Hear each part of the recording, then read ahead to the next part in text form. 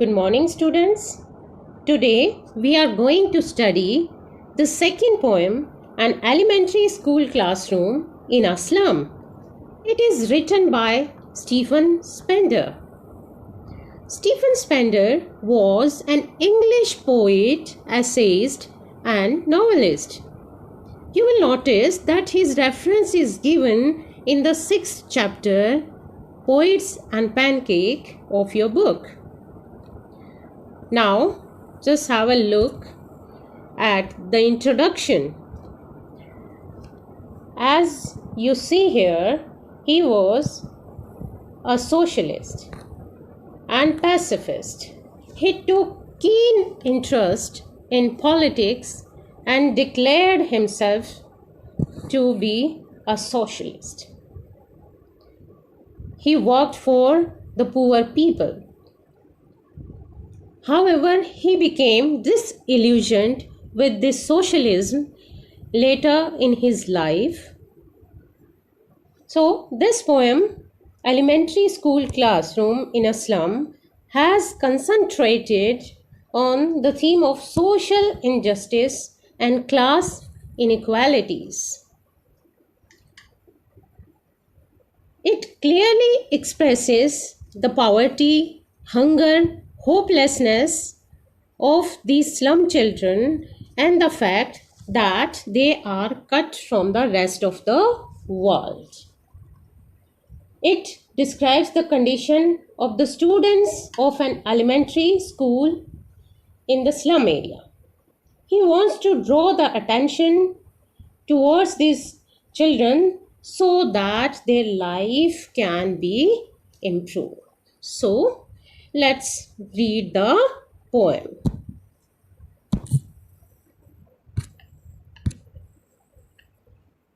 First, have a look at the slum children. How do they look? I have taken this picture and you can see that how much unsure and underprivileged these children look. So, this is our first stanza. Let us start it.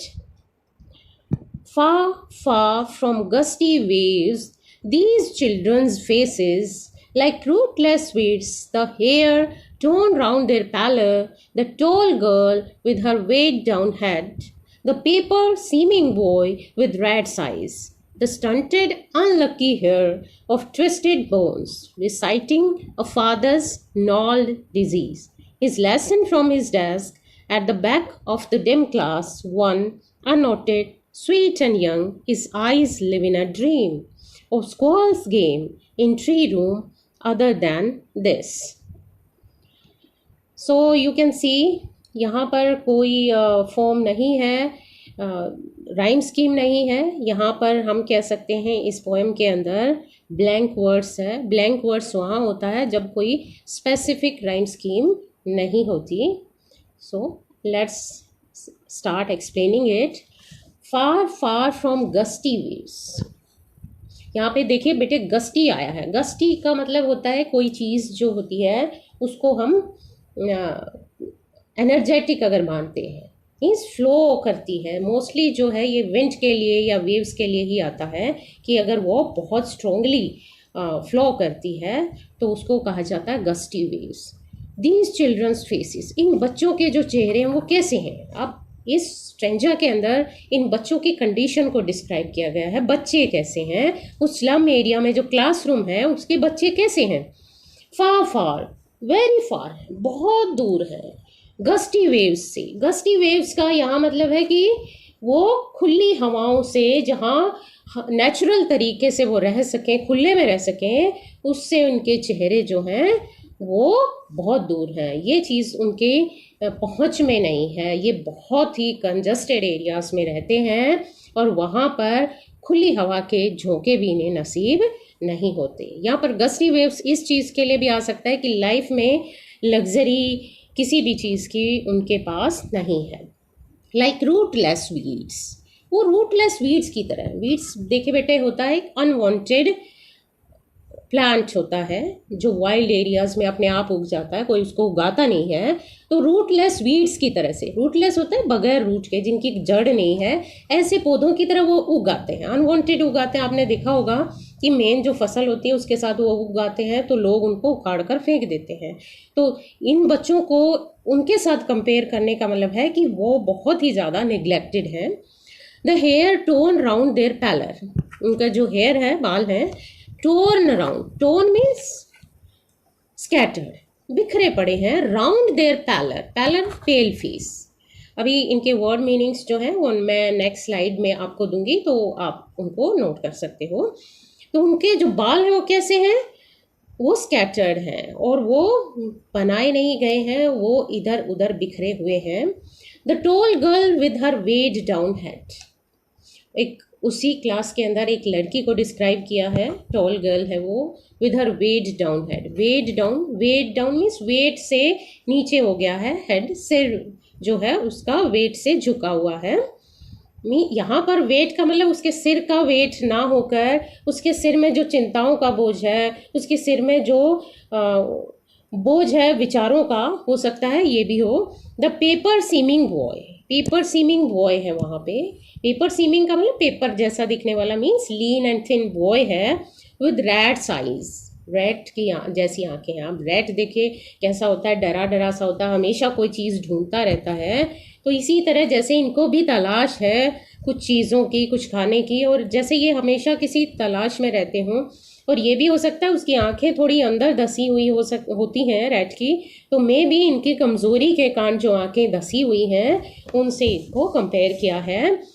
The stunted unlucky heir of twisted bones, ये stunted है, stunted means इनकी growth properly नहीं हुई है, इस वजह से क्या है, ये अनलकी हेयर है। अनलकी, लकी होता है कि जो सौभाग्यशाली हो, जो अच्छा जिसको मिला हुआ हो, अनलकी मीन्स जिसको अच्छे से कोई चीज़ नहीं मिली हुई, जिसकी लक उसका साथ नहीं देती, तो वो अनलकी है क्योंकि उनकी ग्रोथ अच्छे से नहीं हुई। और अनलकी क्यों है, क्योंकि वो हेयर है। हेयर आपको पता है कि कोई व्यक्ति किसी चीज़ को पाता है, किसी को पैसा मिलता है उत्तराधिकार में, किसी को कोई और चीज़ मिलती है, किसी को पावर मिलती है, लेकिन यहाँ पर इनको ये जो कैसे हेयर हैं, ये कैसे सक्सेसर हैं of twisted bones, twisted bones के ही सक्सेसर हैं। ट्विस्टेड बोन्स का मतलब टेढ़ी मेढ़ी हड्डियों के उत्तराधिकारी हैं। इसका क्या मीनिंग हुआ कि उनके फादर को भी इसी तरह की कोई डिजीज़ होगी और सेम डिजीज़ उन्होंने अपने फादर से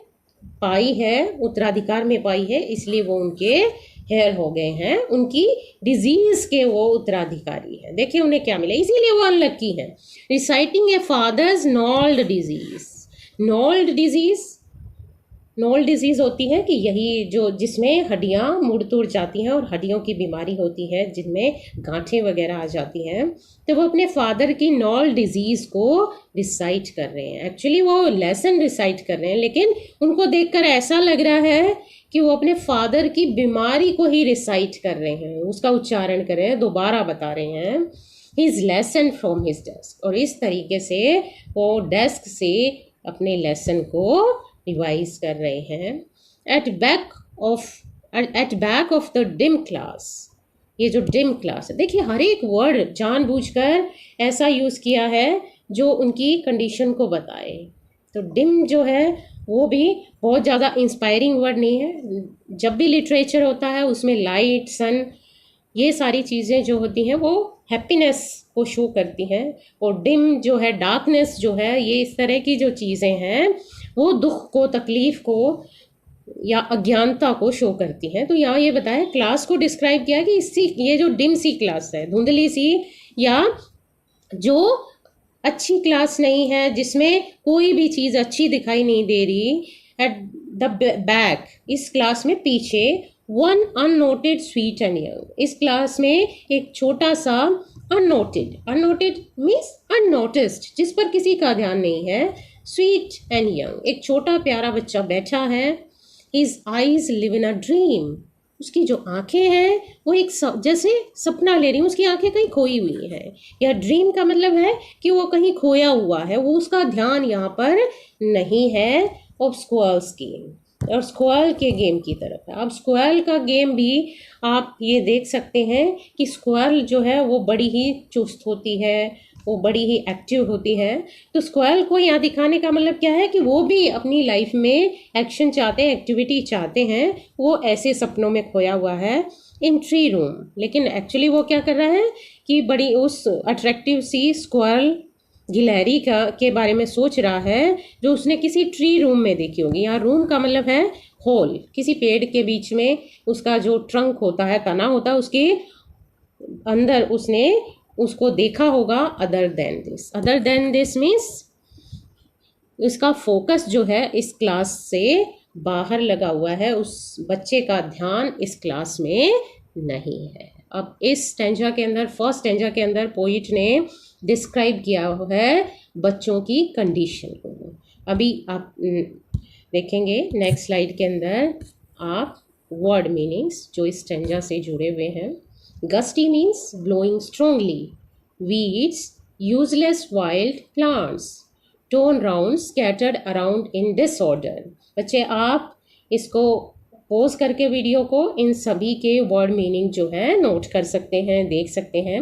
वेड down, bent down due to depression and burden of poverty, paper seeming looking lean and thin, stunted, underdeveloped, here successor, reciting, repeating, gnawed, naughty, twisted, unnoted, not noticed. Now let's move on to the second stanza. On sour cream walls, donation.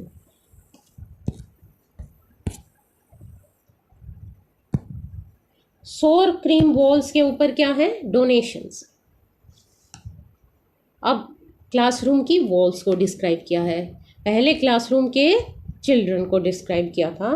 तो देखिए walls कैसी हैं? सोर cream. सोर cream कैसी होती है? जो खट्टी होती है और अच्छी नहीं लगती, दिखने में अच्छी नहीं लगती। तो इसी तरीके से दीवारें जो है अनअट्रैक्टिव है, वहाँ किसी को भी कोई भी चीज़ अट्रैक्टिव नहीं लगेगी। ये भी हो सकता है कि वो सोर क्रीम इसलिए है क्योंकि वाइट थी और वो बहुत टाइम से पेंट नहीं हुई है और उनका कलर वाइट से क्रीम हो गया है। तो सारी जो चीज़ें हैं वो ये बता रही हैं कि उनका जो क्लासरूम है वो भी निगलेक्टेड है, ये बच्चे भी निगलेक्टेड है। और उन वॉल्स के ऊपर क्या है? डोनेशंस है। आपने देखा होगा ऐसे जो स्कूल्स होते हैं, ऐसे स्कूलों के लिए डोनेशंस देते हैं जो बड़े लोग होते हैं, और डोनेशंस जिन लोगों ने दी होती है उनके नाम की लिस्ट जो होती है वो वहाँ लगाई जाती हैं। तो इस तरीके से जो भी डोनेट करने वाले लोग होंगे उन्हें उनके जो नाम है वहाँ बहुत ज़्यादा लिखे हुए हैं। शेक्सपियर्स हेड, और क्या है दीवारों के ऊपर? शेक्सपियर का हेड है। हेड, यहाँ पर हेड से मीनिंग है पोर्ट्रेट होगा उनका कोई चित्र बना होगा तो वो वहाँ पर लगाया हुआ है। आपको पता है शेक्सपियर कौन है? One of the best poets of English literature and the greatest dramatist. बहुत बड़े वो ड्रामेटिस्ट हैं और पोइट हैं। तो उनका जो सिर है वो लगा हुआ है, यानी कि उनका पोर्ट्रेट लगा हुआ है। क्लाउडलेस एट डॉन, और क्या है वहाँ पे? डॉन का कोई पिक्चर बनी हुई है। डॉन होता है सवेरा, अर्ली मॉर्निंग। तो सवेरे का जब अच्छा मौसम होता है, खुले में कोई चित्र लिया गया होगा, जब क्लाउडलेस स्काई है उस टाइम का कोई वहाँ पर सीनरी लगाई हुई होगी। सिविलाइज्ड डोम राइडिंग ऑल सिटीज, और क्या वहाँ पर टंगा हुआ है दीवारों के ऊपर? सिविलाइज्ड डोम। एक सिविलाइज्ड डोम भी है। डोम का मतलब यहाँ किसी चर्च या टेम्पल से रिलेटेड हो सकता है, या कोई अट्रैक्टिव सी बिल्डिंग होगी। राइडिंग ऑल सिटीज, जो सभी शहरों में सबसे आगे होगा, उस बिल्डिंग की फोटो यहाँ पर लगी हुई है। बेल्ड फ्लावरी टायरोलिस वैली, और क्या बना हुआ है वहाँ पर? टायरोलिस वैली है। टायरोलिस वैली जो है ऑस्ट्रेलिया में टायरोल वैली है, उसकी कोई फोटो यहाँ पर बहुत सुंदर वैली है, उसकी फोटो यहाँ पर लगी हुई होगी। ये फूलों वाली है इसलिए फ्लावरी। बेल का मतलब होता है बेल वाली, जिसमें घंटियाँ लगी हूँ। अब यहाँ पे घंटियों से क्या मतलब है, वैली में घंटियाँ। तो यहाँ वैली में घंटियों का मतलब होगा जो जिस तरीके से बेल जो है अट्रैक्ट करती हैं, तो ये टालिस जो वैली है ये भी अट्रैक्ट करती होगी। ओपन हैंडेड मैप, एक ओपन हैंडेड मैप भी है वहाँ पर। ओपन हैंडेड मैप होता है जिसको स्केल नहीं किया गया हो, ऐसा मैप है वर्ल्ड का। अवार्ड या किसी छोटे एरिया का ना होकर पूरे के पूरे वर्ल्ड का वहाँ पर ओपनली मैप है। Awarding the world it's world, जो क्या करता है ये मैप जो है उसकी विशेषता होती है, उसकी क्वालिटी होती है कि वो दुनिया को दुनिया का अवार्ड देता है, यानी कि दुनिया को दुनिया के बारे में समझाता है, वर्ल्ड को वर्ल्ड के बारे में ही वो डिस्क्राइब करता है। हम वर्ल्ड में रहते हैं और हम भी उस मैप में होते हैं और वो हमारे बारे में ही डिस्क्राइब हम ही को करता है। एंड येट तो भी इतनी सारी चीज़ें लगी हुई हैं उनकी दीवारों पर। For these children these Windows note this map there world.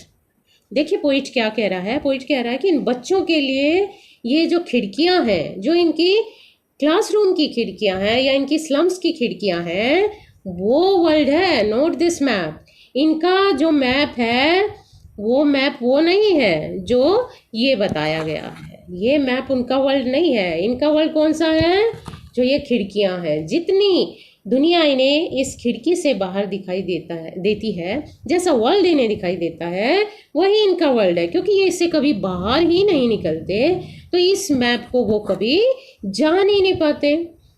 Where all their futures painted with a fog, जहाँ पर इनका सारा जो फ्यूचर है, इन बच्चों का सारा भविष्य पेंटेड विद अ फॉग, एक फॉग से पेंट किया गया है। फॉग, फिर आपने देखा एक ऐसा वर्ड आ गया जो किसको दिखाता है, जो लाइट ना होने को दिखाता है, लाइट नहीं है, धुंधला है, उस चीज़ को दिखाता है। मीन्स फिर डिप्रेसिंग है, फिर सैड मूड को, फिर ग्लूमी मूड को दिखाने वाला है।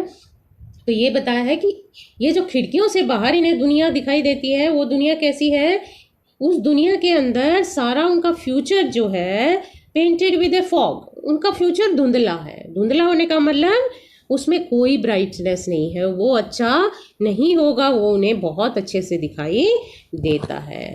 तो उनका जो भविष्य है ऐसा लग रहा है जैसे वो धुंधली लाइफ में जी रहे हैं वैसा ही उनका भविष्य होगा। धुंधला होने का मतलब डिप्रेसिंग होगा, ग्लूमी होगा। अ नैरो स्ट्रीट, और ये दिखाई क्या देता है उन्हें इन खिड़कियों से, अ नैरो स्ट्रीट, एक नैरो स्ट्रीट है कि एक तंग सी गली, एक कंजस्टेड सी स्ट्रीट है, sealed in with a lead sky, और जिसको भी सील कर दिया गया, क्लोज्ड कर दिया गया है। क्लोज्ड मतलब बंद कर दिया है, with a lead sky, lead colour के। आपको पता है लेड एक ऐसा मेटल होता है जिसका कलर जो है ग्रेइश होता है, और वो भी फिर वही कलर है जो ब्लैक के आसपास है, यानी कि डिप्रेसिंग कलर है। उसमें कोई भी जो है किसी भी तरह की खुशी नहीं दिखाई देती। तो एक जो ये इनकी गली है उसको भी ऐसे लगता है कि ऊपर, हम सोचते हैं आसमान तो सभी के लिए नीला ही होता होगा, नहीं, क्योंकि वो बहुत तंग गली है, तो उसमें से ऊपर जब आसमान देखते हैं तो वो भी लेड स्काई दिखता है, वो भी स्काई ब्लू। आपने हमेशा सुना होगा कि स्काई का कलर ब्लू होता है, लेकिन इनका जो स्काई है वो भी उन्हें उस गली से जब वो झांकते हैं तो वो धुंधला दिखाई देता है, वो भी ब्लैकिश दिखाई देता है, ग्रेइश दिखाई देता है। Far far from rivers, caves and stars of the worlds। फिर दोबारा से आप देखेंगे कि यहाँ पर डबल वर्ड आ गया है। हालांकि इंग्लिश में हम इस तरह के वर्ड्स का यूज़ नहीं करते हैं कि फार फार, कभी हम इस तरीके से दो वर्ड्स को नहीं लगाते, लेकिन ये एम्फेसाइज करने के लिए है। तो फार फार फ्रॉम रिवर्स, कि फार फार मीन्स वेरी फार, कहाँ से, रिवर्स से। इनकी जो लाइफ है, इनका जो भविष्य जो इन्हें दिखाई दे रहा है खिड़कियों से, वो रिवर्स से, रिवर्स मीन्स बहते हुए पानी से। केव्स, केव्स होता है सी के आसपास जो होता है, सागर समुद्र के आसपास जो ऊंचा एरिया, पहाड़ जो अंदर की साइड पानी की साइड होता है, अंतरीप होता है, वो होता है। तो केप से जहाँ समुद्र दिखाई दे, खुला समुद्र दिखाई दे, नदियाँ, बहता हुआ पानी दिखाई दे, and stars of the words, और शब्दों के सितारे दिखाई दे। मीन्स शब्द इनके आसपास चमकते हो, किताबें चमकती हो, एजुकेशन चमकती हो, ऐसी दुनिया से ये बच्चे बहुत ज़्यादा दूर हैं। अब इन्हें क्या बताया है कि ऊपर दो चीज़ों का कंट्रास्ट किया है कि इनकी जो क्लासरूम की दीवारें हैं उन पर तो बहुत अच्छी अच्छी चीज़ें जो हैं टांगी गई हैं, लेकिन उसका कंट्रास्ट बताया गया है कि इनकी खुद की लाइफ में ऐसा कुछ भी नहीं है। सो let's start the next stanza, but before that let's know about the word meanings of second stanza. Sore, unpleasant. Tyrol is valley, a valley in Tyrol in Austria. Sailed in means closed in. Lead sky, bluish gray sky, gray. Cape, a part of land projecting into a sea. Civilized dome, institutions of the civilised world, society के जो institution हैं, बड़े बड़े institutions की building है। Belt, having bells. So now third stanza. Surely Shakespeare is wicked, the map a bad example, with ships and sun and love tempting them to steal. अब यहाँ पे रेफरेंस जो पिछले स्टैंजा में था, शेक्सपियर का जो पोर्ट्रेट था उससे लिया गया है कि surely Shakespeare is wicked. Shakespeare एक बहुत अच्छे ड्रामेटिस्ट है, पोइट है, लेकिन उनके जो ड्रामा होते हैं वो सोसाइटी, अपर सोसाइटी को दिखाते हैं, उनकी लाइफ को दिखाते हैं, इसलिए शेक्सपियर इज़ विकेड। आप ये मत मान लेना कि लिटरल मीनिंग है यहाँ पे, और विकेड का मतलब होता बुरा है, नेगेटिव सेंस में कहा गया, घटिया है। तो शेक्सपियर असल में विकेड नहीं है, लेकिन यहाँ शेक्सपियर को विकेड कहने का मतलब इसको एज ए मेटाफर यूज़ किया है कि शेक्सपियर उनके लिए बुरा एग्जाम्पल है, उनके लिए एक अच्छा उदाहरण नहीं है। उनकी दीवारों पर शेक्सपियर लगाना कोई अच्छी बात नहीं है। The map a bad example, और जो मैप दिखाया गया वो भी कोई अच्छा एग्जाम्पल इनकी लाइफ में नहीं है। इनकी लाइफ में मैप दिखाने का फ़ायदा ही नहीं है, क्योंकि मैप का कोई यूज़ ही नहीं है, वो दुनिया ये कभी देखने वाले ही नहीं है। जो बच्चे उन स्लम एरिया से बाहर निकल ही नहीं पाते, उनके लिए मैप जो है बुरा एग्जाम्पल है। With ships and sun and love tempting them to steal, जिसके अंदर जो शिप्स, सन और प्यार है जो दिखाए जाते हैं। आपको पता है शेक्सपियर के प्लेस में शिप्स, बहुत ज़्यादा शिप लाइफ होती है, क्योंकि वो उस टाइम लग्जरी को शो करते थे। उस टाइम की लग्जरी एरोप्लेन्स नहीं होते थे। तो सन होता है, सन फिर ब्राइटनेस को शो करता है, जबकि इनकी लाइफ में ब्राइटनेस नहीं है। Love tempting them to steal, कि इन चीज़ों में जो ये शिप्स, सन एंड लव, जो भी अच्छी चीज़ें होती हैं, वो टेम्पटिंग देम टू स्टील, वो इन बच्चों को टेम्प्ट करेंगी, अट्रैक्ट करेंगी टू स्टील, स्टील करने के लिए। स्टील होता है चोरी करना। इन बच्चों को चोरी करने के लिए ही टेम्प्ट करेंगी, उकसाएंगी। मीन्स वो अच्छे मीन्स के द्वारा, अच्छे तरीके से तो ऐसी लाइफ पा नहीं सकते, और अगर उनको ऐसा दिखाया जाएगा तो ज़रूर वो उन्हें लालच आएगा और वो इन चीज़ों को बाय हुक और क्रुक पाने की कोशिश करेंगे। इसलिए ये चीज़ें जो हैं एक बैड एग्जाम्पल है, चाहे वो शेक्सपियर है, चाहे मैप है, चाहे वो उनकी दीवारों के ऊपर जो ब्यूटीफुल वैली है। जिन बच्चों को स्लम से बाहर ही नहीं निकलना, उन्हें वैली का फ़ोटो दिखाने का क्या फ़ायदा है। वहाँ जाने की ये कोशिश करेंगे, फेयर मीन्स से तो वहाँ जा नहीं सकेंगे, तो वो अनफेयर मीन्स का यूज़ करेंगे। यहाँ स्टील का मतलब चोरी करना ही नहीं है, कोई भी क्रिमिनल एक्टिविटी के लिए यहाँ इस वर्ड का यूज़ किया गया है। For lives that slyly turn, slyly मतलब सीक्रेटली। अब यहाँ फोर का मीनिंग है बिकॉज, कि बिकॉज वो लाइफ्स, जो जिंदगियाँ स्लाइली टर्न, स्लाइली मतलब सीक्रेटली, चुपचाप तरीके से, turn in their cramped holes, जो क्रैम्प्ड होल्स में, क्रैम्प्ड मतलब बहुत ही कंजस्टेड से छोटे छोटे जो होल्स हैं, या होल्स का मतलब है उनकी जो स्लम्स है, कि जो अपने क्रैम्प्ड होल्स में जो चुपचाप चले जाते हैं from fog to endless night. और उनमें क्या होता है, या तो फॉग होती है या एंडलेस नाइट होती है, कि उनकी जो लाइफ है स्लम में वो कैसी है, या तो उनमें फॉग होगा या एंडलेस मीन्स जिसका कोई एंड ही नहीं होगा, ऐसी नाइट होगी। देखिए सारे वर्ड्स जो हैं वो डार्कनेस से रिलेटेड है। ये सारी चीज़ें होपलेसनेस को दिखाती हैं, ये सारी चीज़ें डिप्रेशन को दिखाती हैं, ये सारी चीज़ें ग्लूमीनेस को दिखाती हैं। तो फॉग उनकी लाइफ में या तो फॉग होगा, अगर दिन होगा तो हल्की रोशनी होगी, रात होगी तो पूरा अंधेरा होगा। तो इनकी जिंदगियां कैसी हैं, चुपचाप वो अपने बिल जैसे घरों में घुस जाते हैं और उनमें ऐसी लाइफ बिताते हैं जो कभी फॉग होती है और कभी नाइट होती है, उसमें कभी डे आता ही नहीं है, ब्राइटनेस कभी आती ही नहीं है। On their slag heap these children wear skins, और अपने स्लैग हीप्स के ऊपर, हीप होता है ढेर, स्लैग मतलब कूड़े जैसी बॉडी, कूड़े जैसी बॉडी क्यों, क्योंकि बहुत अच्छे से वो न्यूट्रिशनड नहीं है, मैल न्यूट्रिशनड है, उनका प्रॉपर ग्रोथ नहीं हुई है, तो इस तरीके से उन बॉडीज़ को स्लैग हीप कह दिया है। ये इसका मतलब ये नहीं है कि वो पोइट जो है उनको इस तरह के वर्ड से डिस्क्राइब करें तो उनके मन में ऐसी फीलिंग है कि उनके प्रति ऐसी फीलिंग है, नहीं, वो उनकी कंडीशन को डिस्क्राइब करते हैं कि वो सच में स्लैग हीप हो गए हैं। दीज चिल्ड्रन वेयर स्किन्स, ये बच्चे ऐसी स्किन्स पहनते हैं उस स्लैग हीप के ऊपर, अपनी बॉडी के ऊपर ऐसी स्किन पहनते हैं, मतलब उनकी स्किन उस पतली सी थिन सी लीन सी बॉडी के ऊपर ऐसी स्किन है, ऐसी खाल है, peeped through bye bones, peeped through मतलब जिसमें से वॉच्ड थ्रू, मतलब देखते हैं, वो झांकते हैं, क्या झांकती हैं, बाय बोन्स, बोन्स के द्वारा झांका जाता हूँ, मीन्स ऐसी बॉडी इतने थिन एंड लीन है कि उनमें से हड्डियां बाहर झांकती हैं, हड्डियां भी स्किन में से बाहर दिखाई देती हैं, मैल न्यूट्रिशन है। ये सारी चीज़ें क्या बता रही हैं कि उनका प्रॉपर ग्रोथ नहीं हुई है।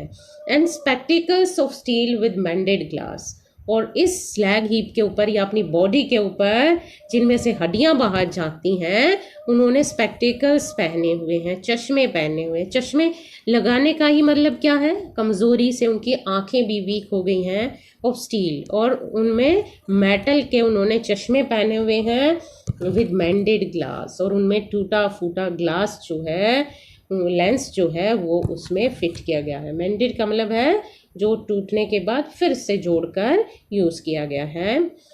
और जब वो उन मेंडेड ग्लासेस को पहन लेते हैं, उन स्पेक्टिकल्स को पहन लेते हैं, स्पेक्स को पहन लेते हैं, तो कैसे लगते हैं, like bottle beads on stones.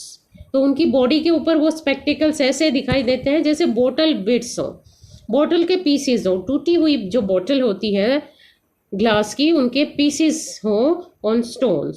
Stones उनकी बॉडी के लिए यूज़ हुआ है कि पत्थर जैसी जो उनकी बॉडी है उसके ऊपर वो बोतल के पीसीस हो। All of their time and space are foggy slum, उनका जो सारा समय स्थान जो बीतता है, सारा टाइम जो बीतता है, टाइम और स्पेस, वो इन फोगी स्लम्स में ही बीतता है। देखिए बार बार उन वर्ड्स का यूज़ किया जा रहा, फोगी, फिर कैसा, डार्कनेस को शो करने वाला है कि उसमें कोई भी ब्राइटनेस नहीं है। फोगी स्लम्स के अंदर ही वो अपना सारा टाइम बिता देते हैं, अपनी पूरी लाइफ वहीं पर वो गुजार देते हैं। So blot their maps with slums, इसलिए उनके मैप्स को पोइट जो कह रहा है, लोगों को कह रहा है कि उनकी जो क्लासरूम है उनमें मैप्स की, ऐसे मैप्स की ज़रूरत नहीं है, उनके मैप्स को ब्लॉट कर दो। ब्लॉट करने का मतलब उन पर धब्बे बना दो, साफ सुथरे मैप्स बनाने की ज़रूरत नहीं है विद स्लम्स, और उनमें बहुत सारी झुग्गियाँ भर दो, स्लम एरिया भर दो। स्लम आपको पता है झुग्गी बस्ती को बोलते हैं। तो उनके मैप्स में और शहर कस्बे कुछ मत बनाओ, उनके शहरों में उनके जो मैप्स हैं उनके अंदर सिर्फ आप स्लम्स के ही धब्बे बना दो। स्लम्स के लिए भी धब्बे ही बनेंगे क्योंकि वो इतनी धब्बे वाली हैं, एज बिग एज डूम, और इतने बड़े बड़े बना दो जितना कि डिस्ट्रक्शन होता है, जितना कि बड़ी डेथ होती है, उतने बड़े बड़े धब्बे बना दो। तो पोइट क्या कहना चाहता है कि अगर तुम उनकी लाइफ में इम्प्रूवमेंट नहीं ला सकते तो उन्हें इन चीज़ों को दिखाने का भी कोई फ़ायदा नहीं है। या तो उनकी लाइफ को इम्प्रूव किया जाए, नहीं तो इन चीज़ों का कोई भी फ़ायदा नहीं है। सो अब कुछ वर्ड मीनिंग्स जो हैं वो दिए हुए वो कर लेते हैं इसके। Slyly, secretly, cramped, narrow, slag, waste material, peeped through, emerging, foggy, full of fog, doom, hell, their maps with places for rich people. So our next slide is of the fourth and the last stanza. Let's now read it. Unless governor, inspector, visitor, this map becomes their window, and these windows that shut upon their lives like catacombs break open till they break the town and show the children to green fields and make their world run azure on gold sands, and let their tongues run naked into books the white and green leaves open history theirs whose language is the sun. अब आपने first second third stanza में देख लिया बच्चों की condition कैसी है, दीवारों की कंडीशन कैसी है, क्लासरूम की कंडीशन कैसी है। फिर ये बताया जो क्लासरूम में चीज़ें इनको प्रोवाइड की गई हैं वो इनके लिए यूज़लेस हैं। अब जो वो पोइट है वो अपना मैसेज दे रहा है लास्ट और फाइनल स्टेंजा के अंदर। वो ये बता रहा है कि जब तक हम इनकी कंडीशन इम्प्रूव नहीं करेंगे, जब तक इनकी जो ये कंडीशन है, हेल्थ कंडीशन है, ये इम्प्रूव नहीं होती, तब तक इनको एजुकेट करने का कोई फ़ायदा नहीं है। अगर हम इनके लिए कुछ करना चाहते हैं तो हमें पहले इनकी कंडीशन को इम्प्रूव करना पड़ेगा ताकि ये भी मेन स्ट्रीम में आ सके। So let's start. Unless governor, inspector, visitor, poet जो है एड्रेस कर रहा है। पोइट कह रहे हैं कि गवर्नर को, जो भी वहाँ का गवर्नर हो उस एरिया का जहाँ ये स्लम्स हो, इंस्पेक्टर हो, कोई वहाँ इंस्पेक्शन के लिए आता हो, विजिटर या कोई वहाँ विजिट करने आता है, वो उनको एड्रेस करते हुए कह रहे हैं पोइट कि अनलेस, जब तक this map becomes their window, कि ये जो मैप है, कौन सा मैप, जो मैप इनकी दीवारों पर दिखाई देता है, यही वाला मैप इनकी विंडो नहीं बन जाता। मीन्स यही वाला जो वर्ल्ड जो इस मैप में है इनकी विंडो के बाहर दिखाई नहीं देता। मीन्स ये अपनी खिड़की खोलें और उस दुनिया में ये एंटर करें जो दुनिया मैप में है। जब तक ऐसा नहीं होता, and these Windows that shut upon their lives like catacombs, और ये जो खिड़कियां हैं, जो अब हैं इनकी खिड़कियां, विंडोज हैं that shut upon their lives, जो उनकी लाइफ्स को शट अपॉन कर देती हैं, क्लोज्ड कर देती हैं, कंस्ट्रेंट कर देती हैं उनकी लाइव्स को,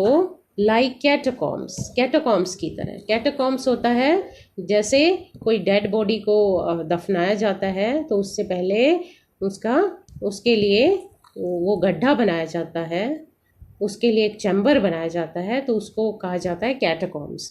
तो उनकी लाइफ को कैसे बंद कर देती है, जैसे एक डेड बॉडी जो होती है उसको हम कैटाकॉम में डाल देते हैं।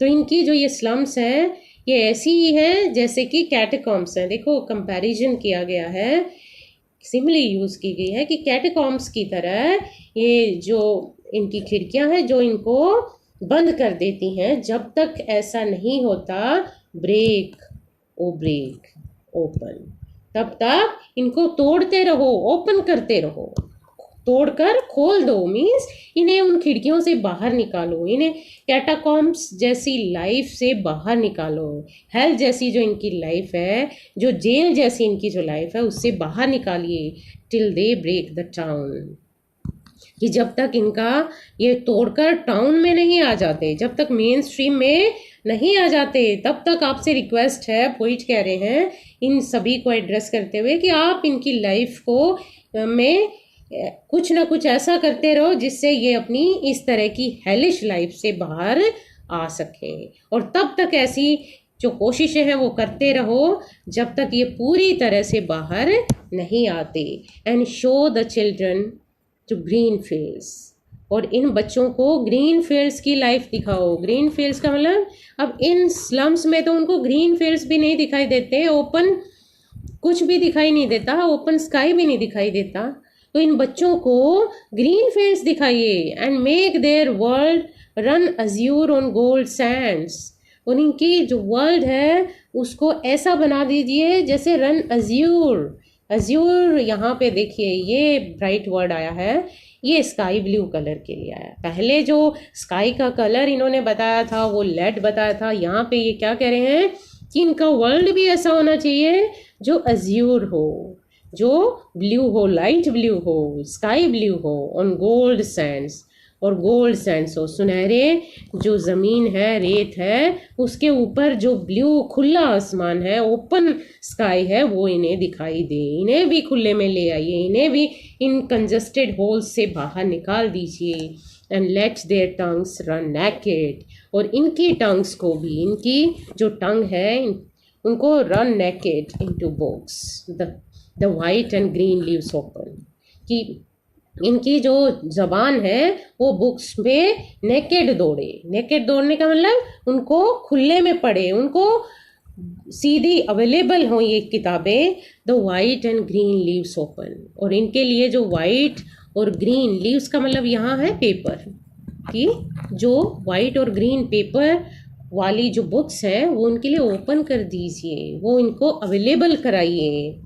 History theirs whose language is the sun, कि क्योंकि हिस्ट्री देयर्स, हिस्ट्री उन्हीं की होती है, इतिहास उन्हीं का होता है। हुज लैंग्वेज इज़ द सन, जिन देशों की जो लैंग्वेज है सन की तरह ब्राइट होती है। मीन्स इतिहास तभी बनेगा जब उस देश के सारे जो लोग हैं वो उसमें पार्टिसिपेट करेंगे, वो अपनी लैंग्वेज को चमकाएंगे, बहुत सारा लिटरेचर लिखा जाएगा, और ऐसे लोग कंट्रीब्यूट करेंगे तो इतिहास उन्हीं का होगा। तो इनको भी उस लैंग्वेज से ब्राइट चमकने दीजिए, इनकी लाइफ में भी एजुकेशन का रोशनी होनी चाहिए, तभी इन लोगों को इनकी हेली लाइफ से बाहर निकाला जा सकता है, तभी इनकी लाइफ को इम्प्रूव किया जा सकता है। और ये जो रिक्वेस्ट है ये वो गवर्नर्स को कह रहे हैं, जो भी इनसे रिलेटेड लोग हैं उनको ये कह रहे हैं। So students, I hope you have well understood the poem. Thank you and have a nice day.